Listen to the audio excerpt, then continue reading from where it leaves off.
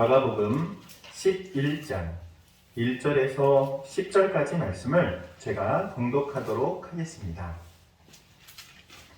그들이 예루살렘에 가까이 와서 감람산 벳바게와 베다니에 이르렀을 때에 예수께서 제자 중 둘을 보내시며 이르시되 너희는 맞은편 마을로 가라. 그리로 들어가면 곧 아직 아무도 타보지 않은 아기 새끼가 매여 있는 것을 보리니 풀어 끌고 오라. 만일 누가 너희에게 왜 이렇게 하느냐 묻거든 주가 쓰시겠다 하라. 그리하면 즉시 이리로 보내리라 하시니 제자들이 가서 본즉 나귀 새끼가 문 앞 거리에 매여 있는지라. 그것을 푸니 거기 서 있는 사람 중 어떤 이들이 이르되 나귀 새끼를 풀어 무엇 하려느냐 하매 제자들이 예수께서 이르신 대로 말한데 이에 허락하는지라. 나귀 새끼를 예수께로 끌고 와서 자기들의 겉옷을 그 위에 얹어 놓음에 예수께서 타시니 많은 사람들은 자기들의 겉옷을 또 다른 이들은 들에서 벤 나뭇가지를 길에 펴며 앞에서 가고 뒤에서 따르는 자들이 소리 지르되 호산나 찬송하리로다. 주의 이름으로 오시는 이여 찬송하리로다. 오는 우리 조상 다윗의 나라여 가장 높은 곳에서 호산나 하더라. 아멘. 이것이 우리 주님의 말씀입니다. 오늘은 종려주일입니다. 종려주일은 예수님께서 예루살렘 성에 입성하시고 그리고 한 주간 예루살렘에서 사역을 하십니다. 그리고 금요일날 못 박혀 십자가에 못 박혀 돌아가시게 되죠. 그리고 안식일 후 주일 바로 그 다음 주일이 부활주일로 예수님께서 부활하시게 됩니다. 오늘 성경 말씀을 함께 본 이 종려주일에 관한 말씀은 예수님께서 예루살렘 성에 들어오실 때의 모습을 보여주고 있습니다.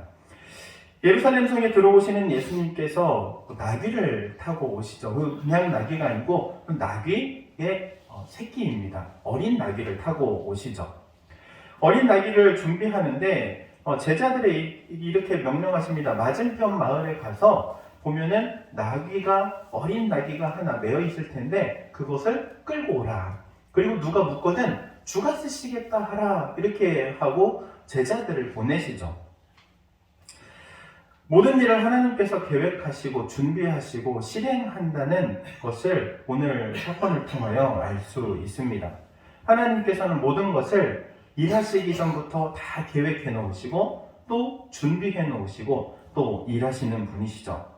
그래서 예레미야 33장 2절 말씀에 이렇게 말씀합니다. 일을 행하시는 여호와 그것을 만들어 지어 성취하시는 여호와 그 이름을 여호와라 하시는 하나님이 바로 우리 하나님이십니다. 여러분 제자들 입장을 한번 생각해 보시기 바랍니다. 제자들 입장에서 예수님의 명령을 따른다는 건 쉬운 일이 아닙니다. 제가 만약 여러분들에게 여러분 오늘 종려주일날 트랙터를 좀 쓸 테니까 저 대신리에 가면은 트랙터 하나 세워져 있을 거예요. 그거 끌고 오세요. 그럼 그 끌고 올 사람 있습니까? 목사님 이상하네. 이거 도둑질 아니야? 내 것도 아닌데? 그런 생각할 수 있지 않겠어요? 예수님의 명령이 지금 이런 명령과 같아요. 뜬금없어요. 관계도 없는 전혀 건너편 마을에서 그곳에서 작은 어린 나귀를 그냥 끌고 오라는 것. 제자들 입장 가운데에서는 고민할 수 있는 문제예요. 이게 정말 가져와도 되나? 가져와도 되나? 그렇지 않겠습니까? 갑론을박 벌어질 만한 일이기도 하죠. 그런데 제자들이 그럼에도 불구하고 예수님의 명령을 따라서 순종합니다. 여러분 고민으로는 어떠한 문제도 해결될 수 없습니다.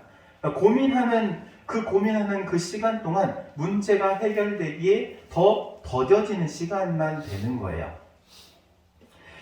예수님 말씀에 순종하면 그 어떤 문제도 바로 해결됩니다. 오늘 말씀이 그와 같은 것을 우리에게 알려주고 있는 것이죠. 이 신앙생활을 하면서 그래서 느낌표가 있어야 돼요. 느낌표. 어떤 느낌표냐면은 해보니까 되네? 해보니까 되네?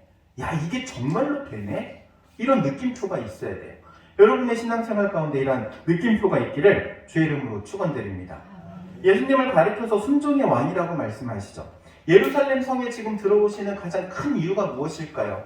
바로 예수님께서는 지금 예루살렘 성에 들어오지만 예루살렘 성을 보고 들어오시는 게 아니라 이 겟세마네에, 그리고 또한 예수님께서 그 금요일 달리시게 될 십자가를 바라보시고 오시는 거예요. 사람들은 환호합니다. 왕으로 오신 분이라고 예수님을 환영하죠. 너무나도 좋아하죠. 예수님은 그런데 십자가를 보시면서 오시는 거예요. 그런데 그 십자가를 보면서 오실 수 있는 가장 큰 이유가 무엇일까요? 바로 하나님의 뜻에 순종하시기 위해서 오신 분이시기 때문에 그래요.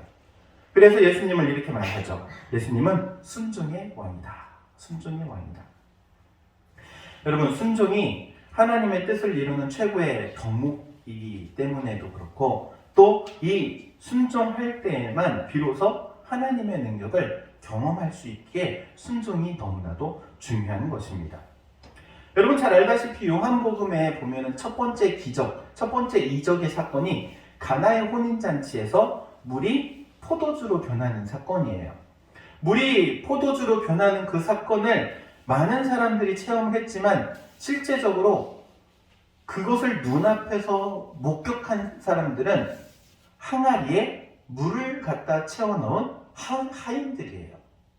잔치에 참여했던 많은 사람들이 포도주를 마셨지만 그 포도주가 어디서 왔는지 몰랐다고 해요. 그런데 오직 누구만 아느냐? 바로 하인들만 알고 있어요. 하인들이 무엇을 했기에? 예수님의 말씀에 순종해서 항아리에 물을 채웠기 때문에 그렇죠. 순종하는 이에게 이렇게 하나님의 능력을 경험할 수 있는 은혜를 베풀어 주십니다. 오늘 본문에서 재미있는 점, 예수님께서는 왜 어린 나귀를 타고 오시는가예요. 어린 나귀를 타고 오시는가. 왕이라면 그에 걸맞는 것을 타고 오셔야 되지 않겠습니까? 우리 보통 이런 이야기 알잖아요. 백마탄 왕자님. 왕자님은 뭐를 타야 돼요? 말도 그냥 말이 아니라 백마를 타야 돼. 하얀 말을 타야 돼. 왜냐하면 그게 그 격에 맞기 때문에 그런 거예요. 예수님께서 왕으로 오셨어요. 왕이라는 격에 맞추려면은 그냥 보통 말을 타고 오실 것도 아니고 그냥 한 4마리 혹은 6마리, 8마리의 말이 끄는 마차를 타고 오셔도 부족할 거예요. 그런데 예수님께서는요, 지금 어린 나귀를 타고 오십니다. 오늘날로 표현한다면 이렇게 말할 수 있을 거예요. 대통령이 완도에 온다. 그런데 군대버스 타고 온다. 있을 수 있는 일입니까? 말도 안 되는 일이죠. 리무진 타고 와야지. 지금 예수님께서는 어린 나귀를 타고 오시는데 이 나귀라는 짐승은요, 당시 흔하게 볼 수 있는 동물입니다. 그리고 농사를 지을 때 짐을 옮겨 나를 때 사용되는 동물이에요. 예수님께서 이렇게 어린 나귀를 타고 오시는 이유, 바로 예수님은 겸손의 왕이시기 때문에 그렇습니다. 예수님은 왕으로 오셨지만 군림하기 위해서 오신 게 아니에요. 도리어 섬기러 오셨습니다. 빌립보서 2장 6절에서 8절 말씀에 이렇게 말씀하시죠. 그는 근본 하나님의 본체시나 하나님과 동등됨을 취할 것으로 여기지 아니하시고 오히려 자기를 비워 종의 형체를 가지사 사람들과 같이 되셨고 사람의 모양으로 나타나사 자기를 낮추시고 죽기까지 복종하셨으니 십자가에 죽으시니라. 예수님께서는 자신을 계속 낮추십니다. 낮춰서 결국에 십자가에까지 자신을 낮추시는 분이 바로 예수님이시죠. 예수님께서 지금 이렇게 겸손히 섬기기 위해서 오셨음을 몸소 보여주고 계십니다. 여러분, 그리스도인의 삶의 궁극적인 목표는요, 예수님을 닮아가는 거예요. 오늘 보여주고 있는 예수님의 모습, 순종의 모습, 겸손의 모습, 이것을 닮아가야 되는 거예요. 특별히 겸손은요, 섬김과 아주 밀접한 관계를 가지고 있어요. 겸손한 사람들이 섬겨요. 아무나 섬기는 게 아니에요. 자신을 낮출 줄 아는 사람들이 섬기는 것이죠.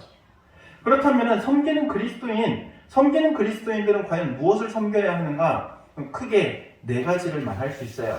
첫 번째, 하나님의 나라를 섬기죠. 두 번째, 예수 그리스도의 복음을 섬겨요. 그리고 세 번째, 주님의 몸된 교회를 섬깁니다. 그리고 마지막으로 네 번째로는 내 가족과 그리고 이웃을 섬깁니다. 섬기는 거예요. 섬기는 그리스도인으로서 내가 섬겨야 할 대상이 있다는 것은요, 이제는 그래도 예수님을 좀 닮아가려고 하는구나. 이러한 모습이 우리 가운데 있기를 주의 이름으로 축복합니다. 대중들의 환호 가운데 예수님께서 예루살렘 성에 들어오시죠. 지금 들어오는 모습들이 8절에서 10절 가운데 잘 표현되고 있습니다. 사람들이 자신의 겉옷을 벗어서 지금 깔고 있죠. 그리고 나뭇가지, 여긴 나뭇가지라고 되어 있지만 종려나뭇가지를 깔고 그리고 종려나뭇가지를 또 손에 들고 흔들죠.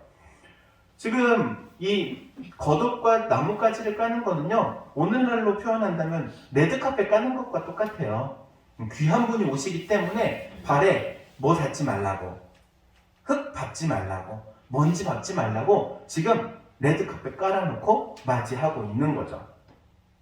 이렇게 맞이하면서 예수님을 향하여서 호산나 이렇게 외칩니다. 호산나. 호산나라는 말의 뜻이 무언가 하면은 구하옵나니 우리를 구원하여 주옵소서, 이런 의미를 가지고 있어요. 바라고 바라옵나니 우리를 구원해 주옵소서, 이런 뜻이 이 호산나라는 말의 의미예요. 이 구해달라는 이 말, 그럼 도대체 이 예루살렘 성 사람들이 호산나를 외칠 때 우리를 구원해 주세요 라고 말할 때 그 구원의 의미는 어떤 의미였을까요? 두 가지의 의미입니다. 먼저 첫 번째로는 정치적인 의미가 있어요.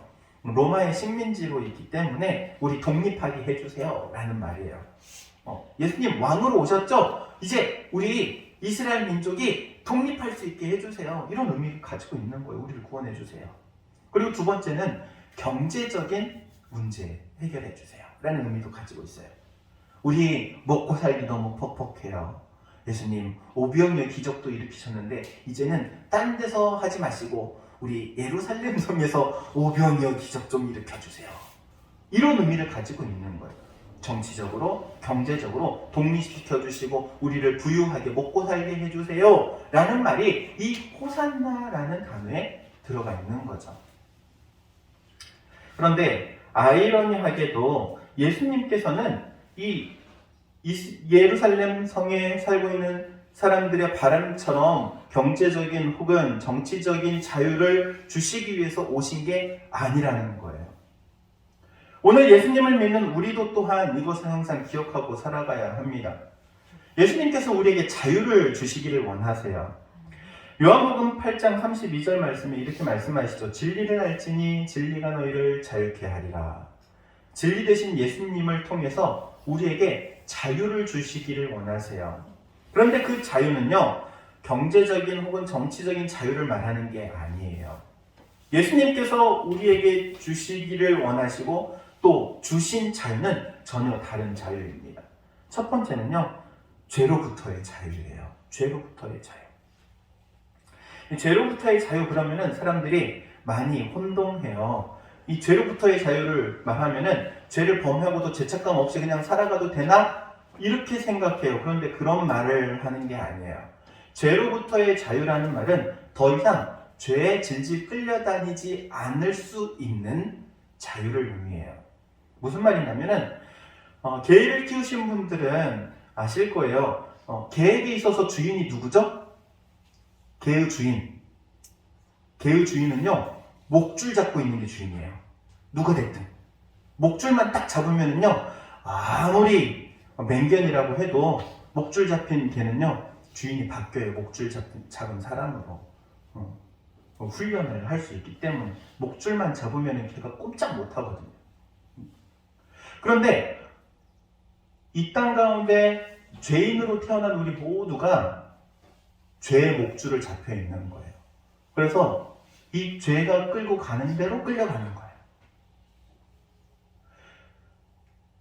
죄가 끌고 가는 대로 끌려갈 수밖에 없는 우리를, 이 죄의 목줄을 잘라주신 거예요. 그래서 죄에 더 이상 끌려가지 않기 때문에 자유가 된 거예요. 여러분, 목줄이 다 끌려진 줄 믿습니다. 예수님께서 우리의 이 목줄을 다 잘라주셨어요. 그리고 이제는 그 목줄을 누가 쥐고 계시느냐? 우리 주님께서 주고 계시는 거예요. 아직도 이 목줄의 주인이 안 바뀌었으면 예수님을 제대로 믿어야 돼요. 주인을 바꿔야 돼요. 바꾸시기를 바랍니다. 그리고 또 두 번째 자유인데요. 이 첫 번째, 죄의 목줄이 잘린 다음에 오게 되는 자유예요. 어떤 자유냐면 하나님과 소통할 수 있는 자유. 하나님과 소통할 수 있는 자유, 그러니까 별거 아닌 것처럼 생각하죠. 여러분, 과거에 조선시대, 뭐 오늘날도 마찬가지긴 하지만 조선시대에는요, 일반 백성이 왕을 볼 수가 없어요. 만날 수도 없고요, 대화할 수도 없죠. 억울한 일이 있어요. 그런데 왕을 만나가지고 이 억울함을 풀고 싶어. 그래서 만들어진 제도가 하나 있어요. 조선시대에 신문고라는 제도. 억울한 사람이 신문고라는 북을 때리면은 왕이 그 사람의 억울함을 직접 들어주고 그리고 판결을 해줘요. 왕을 만날 수 있다는 거 얼마나 큰 권세입니까? 죄의 담으로 막혀 있었을 죄인이었던 우리는 하나님과 소통할 수 있는 길이 전혀 없었어요. 담이 막고 있기 때문에, 죄의 담이 가로막혀 있기 때문에. 그런데 이 죄의 담을 허무시고 만날 수 있게 하신 거예요. 소통할 수 있게 하신 거예요. 그래서 우리가 얻은 자유는요, 하나님과 소통할 수 있는 자유예요. 하나님께서 우리에게 말씀을 하시고 우리는 하나님께 간구를 하고 기도를 하고 중보도 하고. 할렐루야. 아멘. 여러분이 가지고 있는 이 자유를 누리시기를 바랍니다. 이 자유예요. 특권이면서 자유예요. 예수 믿지 않는 사람들에게는 없어요. 하나님을 만날 수 있는 특권도 없고요, 하나님과 소통할 수 있는 자유도 없어요. 예수 그리스도께서 왕으로 오심으로 우리에게 허락하신 자유, 죄로부터의 자유, 그리고 하나님과 소통할 수 있는 자유가 있음을 기억하시기 바랍니다. 왕으로 오신 우리 주님, 이 종려주일을 맞이하면서 우리의 신앙을 다시 한번 돌이켜보기를 원합니다. 여러분의 삶에 정말 주님께서 왕으로 오셨는지. 여러분, 왕으로 오셨다면 책임지세요. 누가? 왕으로 오신 예수님께서. 여러분의 삶에 주님이 왕이시면 주님께서 여러분을 인도해 주세요. 통치하시고 보호하시고 다스리시는, 왜냐하면 그분이 왕이시기 때문에. 왕이신 예수님을 여러분 오시기 바랍니다. 왕이세요, 왕. 예수님은 왕으로 오셨어요. 우리의 삶의 왕으로 오신 예수님을 붙들고 나아가면 여러분의 삶은 왕자와 같은 삶으로 변하게 될 줄로 믿습니다. 기도하도록 하겠습니다. 사랑과 은혜가 충만하신 하나님, 은혜를 구합니다. 왕으로 오신 주님, 종려주일을 맞이하며 다시 한번 우리의 신앙을 돌아보고 우리의 삶의 자리에 있어서 예수님만이 왕이 되어주시기를 원하오니 주께서 우리를 인도하시고 보호하시고 다스려 주옵소서. 우리의 삶이, 우리의 목줄이 오직 주님 손에 달려있음을 고백하오니 주님께서 우리를 책임져 주옵소서. 예수님의 이름으로 기도하옵나이다. 아멘.